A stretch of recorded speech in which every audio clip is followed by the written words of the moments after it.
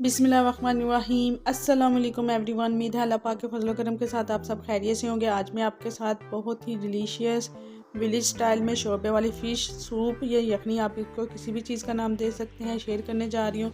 ये specially chest infection, नज़ला, ज़ुकाम, बुखार, गले की ख़राबी के लिए बहुत ही बेस्ट है।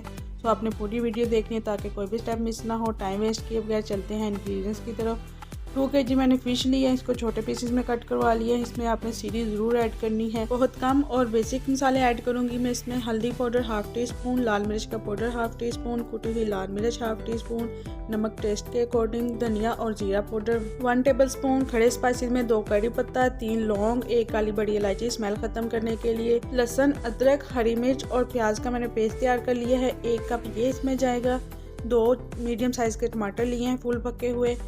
चलते हैं इसकी तैयारी की तरफ। एक देगचे में मैंने 3 to 4 टेबल स्पून ऑयल के लिए, इससे ज़्यादा ऑयल आपने बिल्कुल भी ऐड नहीं करना है इसमें। फ्लेम को मैंने मीडियम टू लो कर दिया है। ऑयल गर्म हो चुका है। मैं इसमें लहसुन, अदरक, प्याज और हरी मिर्च का पेस्ट ऐड करूँगी और इसको 7 से 8 मिनट के लिए आपने अच्छी तरह पकाना है ताकि इसके जो कच्चेपन की स्मेल होती है वो भी ख़त्म हो जाए और अच्छी तरह गल भी जाए। अगर आपको लग रहा है कि आपका ये मसाला जल रहा है तो आपने पानी का छींटा लगा के इसको अच्छी तरह पकाना है।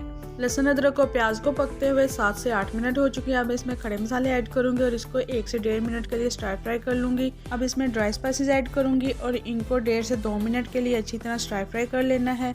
अब मैं इसमें टमाटर ऐड करूँगी। टमाटरों को तब तक पकाना है जब तक टमाटर सॉफ्ट नहीं हो जाते हैं, लाइक अच्छी तरह गल नहीं जाते हैं। अगेन बता रही हूँ, जो इसकी सीक्रेट है वो बुनाई है। जितनी अच्छी बुनाई होगी उतना ही ज़बरदस्त आपका फ़िश सूप या शोरबा, जो भी आप इसको नाम दें, रेडी होगा। माशाल्लाह बहुत ही ज़बरदस्त खुशबुएं आ रही हैं। अब मैं इसमें धनिया और ज़ीरा पाउडर ऐड करूँगी और 1 से 1.5 मिनट के लिए इसके मज़ीद बुनाई कर लूँगी। माशाल्लाह बहुत ही ज़बरदस्त रोगन तैयार हो चुका है। मुझे तो बीच से देख के फिर भूख लग चुकी है।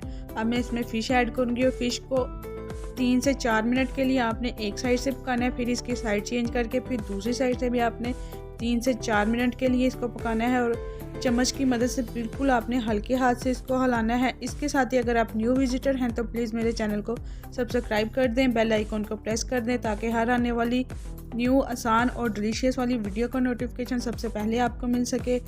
फ़िश को पकते हुए 7 से 8 मिनट हो चुके थे, आप देख सकते हैं। मैंने इसमें 2 से 2.5 लीटर पानी के ऐड किए हैं। पानी ऐड करने के बाद 12 से 15 मिनट के लिए आपने मीडियम टू लो फ्लेम पे इसको पकाना है। और हाँ, इसको कवर बिल्कुल भी नहीं है आपने करना है। आप देख सकते हैं बिल्कुल फ़िश ठीक है, ना तो ये टूटी है ना बिल्कुल भी गुली नहीं है। और शोरबे की कंसिस्टेंसी आप चेक कर सकते हैं, ना तो ज़्यादा ये थिक है और ना ही पतला है, बिल्कुल घुला हुआ साथ है।